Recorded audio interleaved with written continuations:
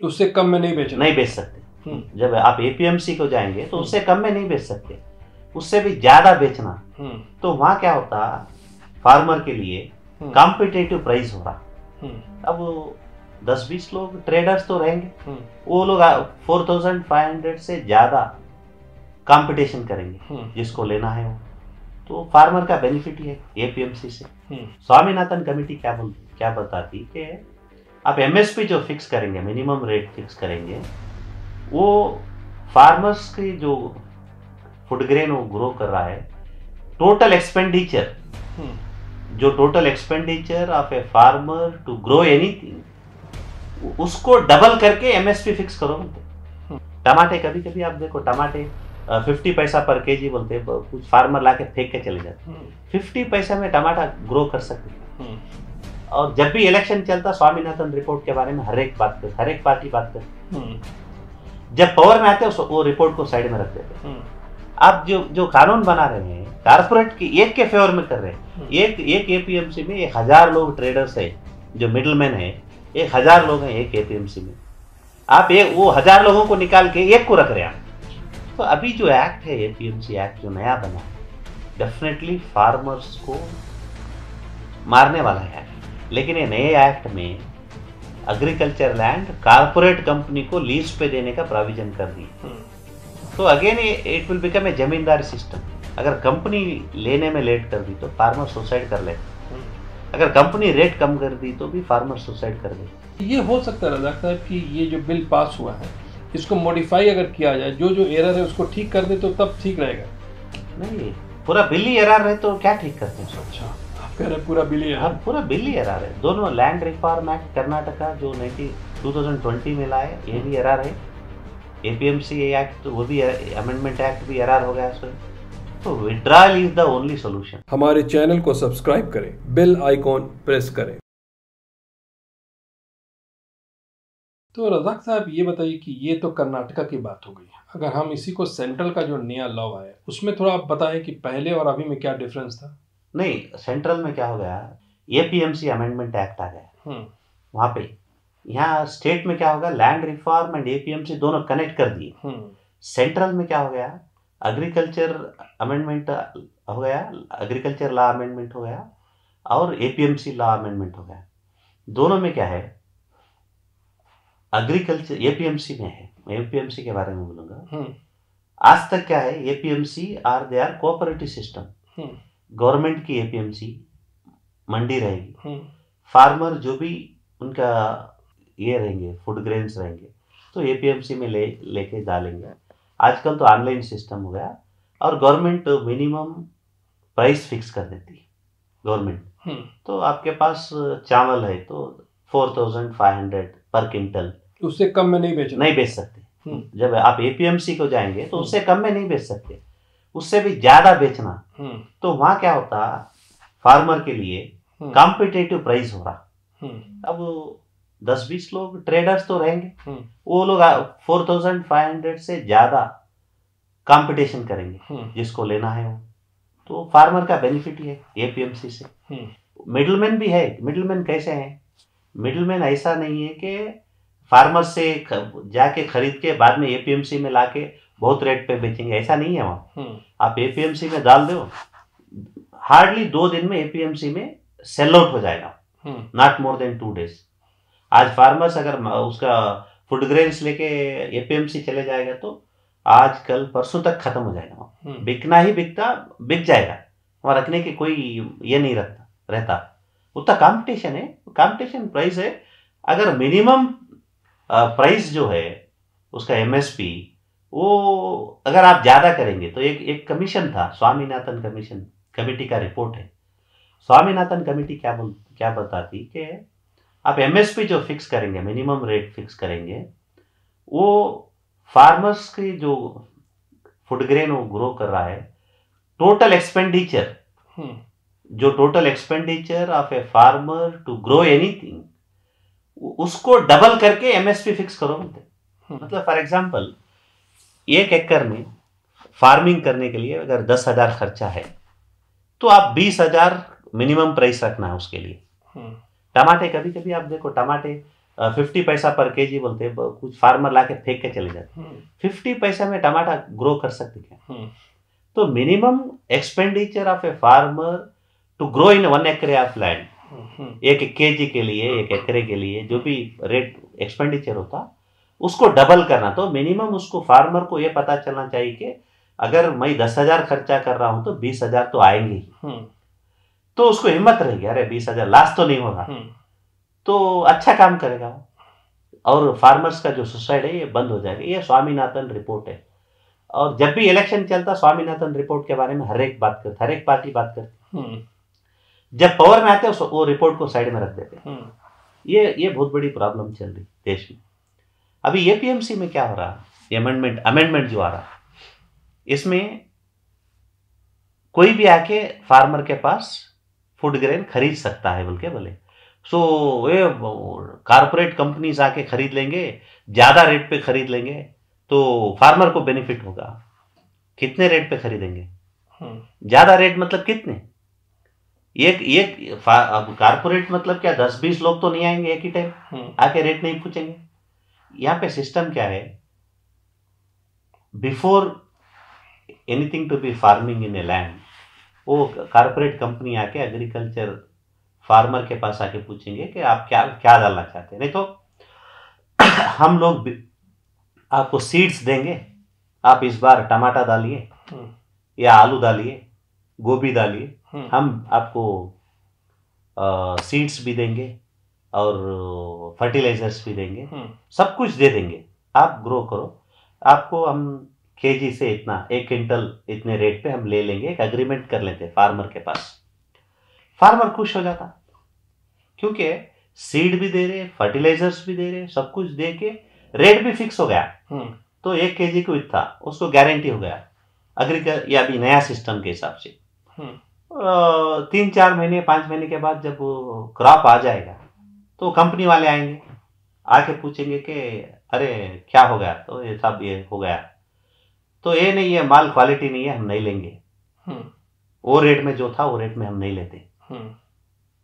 अब ये 100 रुपये फिक्स हो गया था, ये क्वालिटी नहीं है, हम इसलिए इसको 20 रुपये में लेंगे। तो फार्मर क्या करना जब इसमें प्रोविजन नहीं है? तो अगर फार्मर उसको नहीं बेचना चाह रहा तो नहीं बेचना ही बेचना है उसे, क्योंकि कहीं और रास्ता नहीं है। नहीं है रास्ता नहीं, क्योंकि एग्रीमेंट हो गया, बेचना ही है। उन्हें जो रेट पूछेगा वही रेट को बेचना पड़ेगा।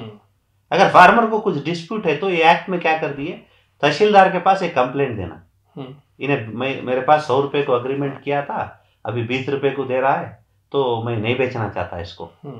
तो वहाँ हेयरिंग होगा तहसीलदार के पास, वो तहसीलदार हेयरिंग कर रहा, वहां पे अगर सेटिस्फाई नहीं तो असिस्टेंट कमिश्नर के सेटिस्फाइड नहीं तो डिप्टी कमिश्नर, ये पूरा प्रोसेस चले तक 2-3 महीने लग जाएगा। ये जब तक वो जो फार्मर का जो क्रॉप है खराब हो जाएगा, कहाँ स्टॉक भी नहीं कर सकता, दूसरों को बेच भी नहीं सकता, he can not sell out to anybody else, क्योंकि एग्रीमेंट हो चुका है। तो कंप्रोमाइज करके बेच देता, बेचना ही पड़ेगा। तो और अल्टीमेटली फार्मर को ही इफेक्ट होगा। हाँ, फार्मर उतना पढ़ा लिखा नहीं है कि ये सब पेपर वर्क में जाएगा नहीं। हाँ, आप जो साइन कराओगे अंगूठा मार के जाएगा, पैसे देंगे आपके हाथ में 20,000 दे देंगे, साइन करो बोले साइन कर देता, लास्ट किसको है? फार्मर को है।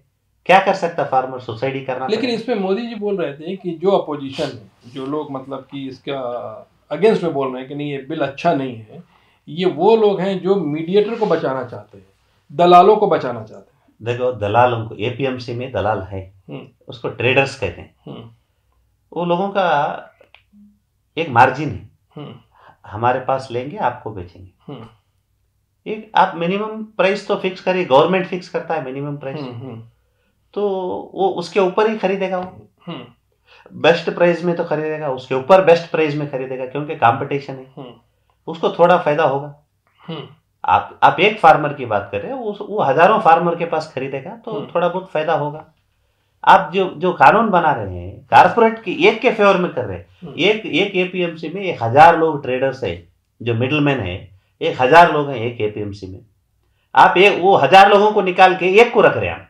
अब ये जो लोकल ट्रेडर होता है, इसको तो आप लोकली सॉल्व कर सकते हैं, कॉर्पोरेट को कोर्ट में थोड़ी सॉल्व करेंगे। हाँ, जब क्या हो जाता, अभी एपीएमसी में जो मिडलमैन है, ये लोगों को फार्मर के बीच में एक अच्छा रिलेशन है, लेना देना रिलेशन है, एक दूसरे के काम को आने का रिलेशन है। कंपनी में ऐसा नहीं रहता ना, कारपोरेट में। और कारपोरेट के खिलाफ आप कुछ कर नहीं सकते, क्योंकि उनका ऑफिस हर गांव में तो रहता नहीं, डिस्ट्रिक्ट में रहेगा, नहीं तो हेड स्टेट कैपिटल में रहेगा। तो हर फार्मर वहां जाके कंप्लेंट तो नहीं करेंगे, वहां जाके किसी एमडी को तो नहीं मिल सकते, एट लास्ट वो क्लर्क को ही मिलना पड़ेगा।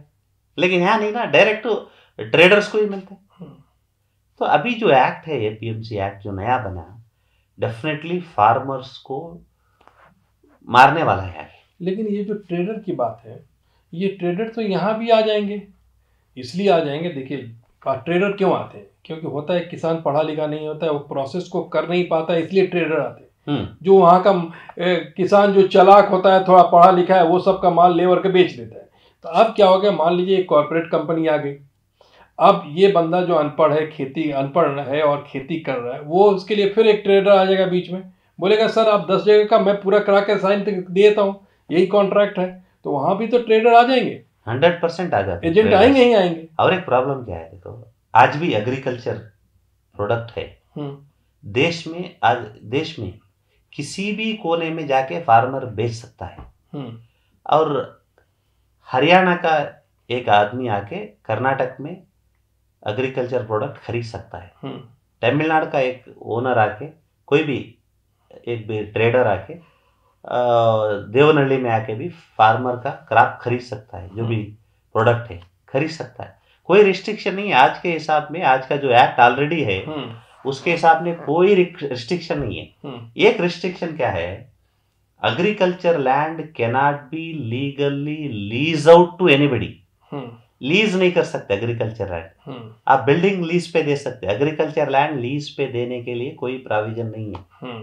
लेकिन ये नए एक्ट में एग्रीकल्चर लैंड कारपोरेट कंपनी को लीज पे देने का प्रोविजन कर दी। तो again it will become a zamindari system. क्या हो जाता है, अदानी अंबानी जैसे बड़े बड़े कंपनी के आके एक गांव के 10,000 एकड़ जमीन लीज पे ले लेते, लेके अपने तरीके से फार्मिंग करते। अदानी तो आके हमारा काम नहीं करेगा, कौन करना चाहिए? जो लीज पे दिए फार्मर्स, वही लोग वहां पे लेबर बनना चाहिए, बन जाएंगे। तो प्रॉफिट किसे होगा? लेबर तो लेबर काम ही करेगा, तो प्रॉफिट किसे होगा? अदानी अंबानी ऐसे कारपोरेट कंपनी को ही होगा। तो मतलब क्या है ये कानून का? ये टोटली फ्यूडल सिस्टम को लाने के एक चाल है। आपने कहा कि पुराने लॉ में भी बेंगलोर का जो फार्मर है यहाँ का, वो जाके दूसरे जगह भी चावल जो भी खरीदना है खरीद सकता है, बेच सकता है, ठीक है। लेकिन नए लॉ में हाईलाइट किया गया कि पहले ये नहीं था, इसमें हम लोग करके दिए हैं। 100% है। आप पूछो नियर बाई वसूर, बेंगलोर के नजदीक वसूर है, वसूर का फार्मर चेन्नई में जाके बेच सकता है, चेन्नई का फार्मर बेंगलोर में आके भी बेच सकता है, कोई रिस्ट्रिक्शन नहीं है। इवन नॉट फॉर ट्रांसपोर्टेशन, कोई सा भी एग्रीकल्चर प्रोडक्ट ट्रांसपोर्टेशन के लिए कोई बैन नहीं है। यहाँ हिंदुस्तान में किसी भी स्टेट का फार्मर किसी भी स्टेट में जाकर कोई भी उसका प्रोडक्ट बेच सकता है, उसके लिए कोई रिस्ट्रिक्शन नहीं है। पुराने कानून के हिसाब से कोई भी ट्रेडर्स कोई भी स्टेट से कोई भी स्टेट में जाके खरीद सकता है, चलो कोई रिस्ट्रिक्शन नहीं है। यहाँ बात आ रही है कि lease out by agreement, corporate आके लीज आउट करके एग्रीमेंट कर लेता है ना, ये agriculture land they are leasing out to a corporate company which was prohibited in previous law, उसको ओपन करे ये लोग। तो अब ये बताइए कि इसमें ओवरऑल लॉ तो अब तो सेंटर में तो लॉ बन भी गया है, तो अब इसको लोग हैंडल कैसे करेंगे? अगर इतना ही डैमेज है फार्मर के लिए, तो अब आगे में फ्यूचर क्या लगता है फार्मर का? नहीं, अगर नेशनल लेवल में अच्छी मूवमेंट भी अभी भी चल रही मूवमेंट, तो फार्मर्स अगर अभी इन्वॉल्व होके, यहाँ पे मेन प्रॉब्लम क्या होता, ऐसा होते गया मिडिल में ये कारपोरेट आ गया तो एपीएमसी बंद हो जाएंगे, क्योंकि कोई फार्मर एपीएमसी को तो उसका प्रोडक्ट नहीं लेके जाएगा, तो एपीएमसी का काम क्या रहेगा? बंद हो जाएगा एपीएमसी। एपीएमसी बंद होने के बाद कारपोरेट मोनोपोली हो जाएगा, तो जो वो चाहता वही होगा, क्योंकि एपीएमसी तो है नहीं। अभी ऑप्शन है, you can take the crop to the APMC और you sell it to the any corporate, अभी ऑप्शन है। थोड़े दिन के बाद एपीएमसी बंद हो जाएंगे, ऑप्शन नहीं रहेगा फार्मर। अब ये हो सकता है जो बड़ा फार्मर होगा वो हो सकता है दूर जाके बेच ले, अगर उस कॉर्पोरेट का प्राइवेट कंपनी के साथ अगर उसका नहीं जमता है तो किसी और को बेच सकता है। लेकिन ये छोटे होंगे, ये लोग मर जाएंगे जो 1 एकड़ 2 एकड़, वो तो लेके घूमेंगे नहीं अपने प्रोडक्ट को, नहीं घूम सकते। देखो कभी भी फार्मर्स की हालत क्या है, उनका जो भी प्रोडक्ट है 1 दिन 2 दिन 3 दिन स्टॉक कर सकते हैं, उससे ज्यादा वो रख नहीं सकते क्योंकि इकोनॉमिकली वीक रहते हैं। ये इतनी जिंदगी झेलने के लिए वो लोग खर्चा करे रहते हैं। जैसा ही प्रोडक्ट आता बेच के वो खर्चा पड़ने का रखा, 2 दिन 4 दिन भी नहीं रख सकते वो लोग। अगर कंपनी लेने में लेट कर दी तो फार्मर सुसाइड कर लेगा, अगर कंपनी रेट कम कर दी तो भी फार्मर सुसाइड कर देगा। अगर ये पीएमसी को जा नहीं सकते, और इसमें बीच में मिडिलमैन कैसा हो जाएंगे। अब मैं गाँव में अमीर हूँ तो मैं एक गोडाउन बना लेता हूँ, ये फार्मर के पास परचेस करके मैं गोडाउन में रख लेता हूँ। अभी क्या है, प्राइवेट गोडाउन नहीं बना सकते, कोऑपरेटिव गोडाउन नहीं बनता, तो अब लोकल प्राइवेट कंपनी बन जाएगी तो मिडिलमैन, बड़े मिडिलमैन बन जाएंगे। क्या होता है एपीएमसी मिडिलमैन को, ये मिडिलमैन को डिफरेंस क्या है, एपीएमसी मिडिलमैन कॉम्पिटिटिव प्राइस में खरीद के रखता, ये मिडिलमैन है ना अपने हिसाब से रेट फिक्स कर लेगा, फार्मर का नहीं अपना। क्योंकि अभी ये जो सेंट्रल एपीएमसी एक्ट आया उसमें एमएसपी के बारे में नहीं है। अगर आप एमएसपी रखो कोई कारपोरेट कंपनी नहीं खरीदेगा, एमएसपी नहीं है तो मुश्किल।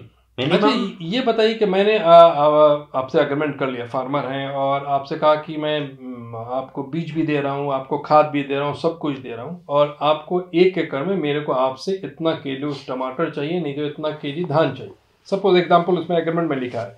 लेकिन जब फाइनल प्रोडक्ट आता है तो सिर्फ निकलता है 75 kg और 50 kg, वो 50 kg कम हो जाता है, लेकिन एग्रीमेंट में लिखा था आप देंगे 100 kg। ये जो कमी होगा इसका फाइन किसके ऊपर लगेगा? फार्मर के ऊपर लगेगा।